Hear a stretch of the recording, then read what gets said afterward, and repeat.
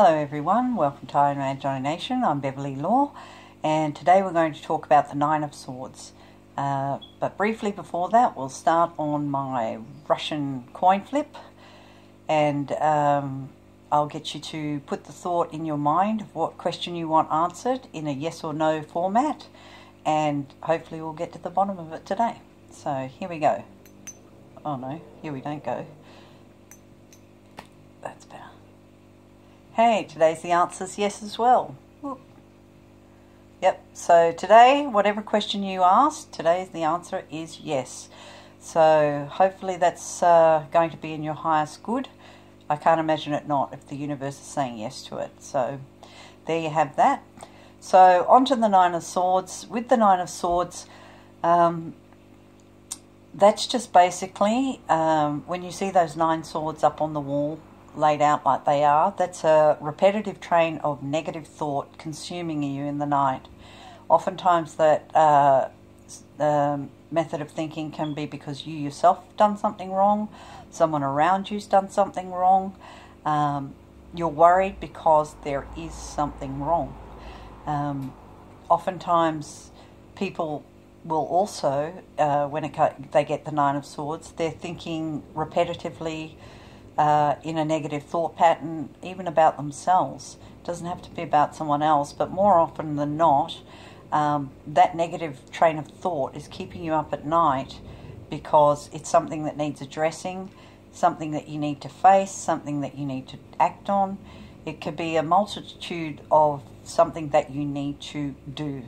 So with the Nine of Swords, for getting to sleep at night in a pure and healthy way, there's no other way to do it than to be conscience-free. So if you're doing the right thing in all that you say and do along the way, or at least trying your best, there is no 9 swords that are ever going to come and keep you awake at night. The people who stay awake at night wondering about something over and over and over again, it's because something is amiss. Are you laying awake at night thinking about your boyfriend because he goes out till all hours and says he's with his buddies, and you know that might not be the case, and certainly you're onto it because you're laying awake thinking about it. So with the Nine of Swords, the strategy there, you have to address something, whatever it is. You have to address something, bring it to peace, bring it to a mutual and even plane where it's not going to disturb your peace of mind. The Nine of Swords is absolutely a peace of mind, and when it's reflective upon the self, like, maybe you think you're not good enough about something or whatever it is, you can easily fix that recurring thought pattern just by knowing that heaven and God would never have put you here if you were not worthy. That's just the way it is. I mean, you are here because the divine has seen something within you that is of value to this earth and to the people upon it. And in your calling, one day when you discover your true calling in life, you're going to see all those negative thought patterns you thought along the way were inconsequential. I know for my friends, when they start up with their negative pattern of speaking to themselves, I say, would you say that to me about me? And they say no, always. And then I say, well, why would you say it about yourself? Because self-respect is one of the things that really keeps us mentally healthy.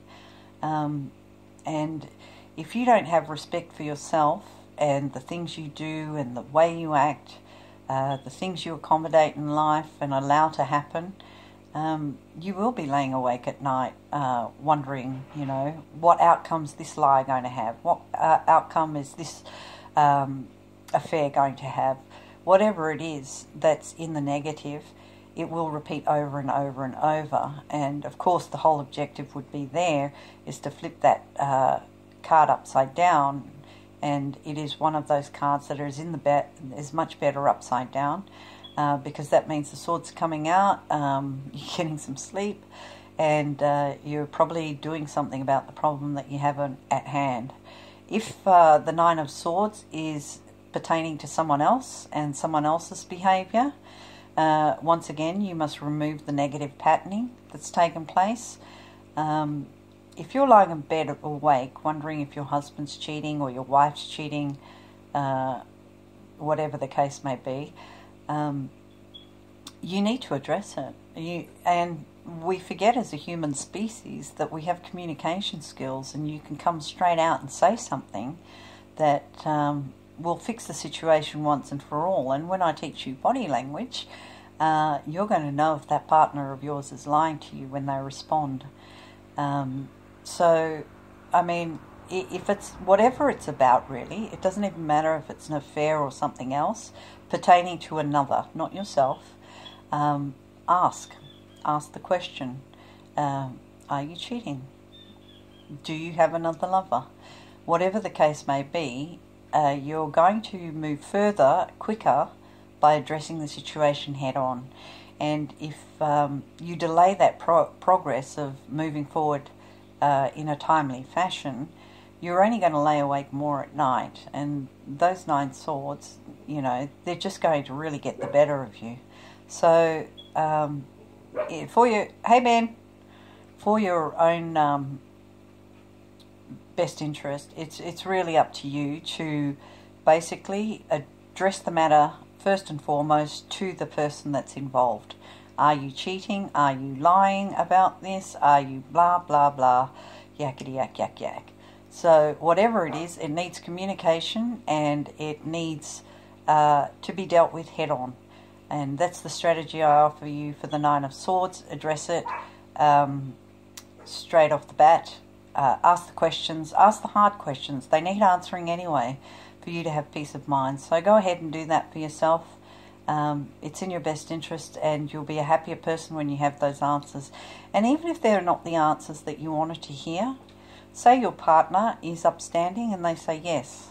Well, they can't be that upstanding if they're doing it, but say they say, yes, I am having an affair, or yes, I have fallen in love with another person. Whatever the case may be, you're going to move much further forward by addressing this truth, as hard and cold as it may feel. You're going to come out better on the other end knowing this. And that's oftentimes why we don't ask questions, is because we don't want to know the answers.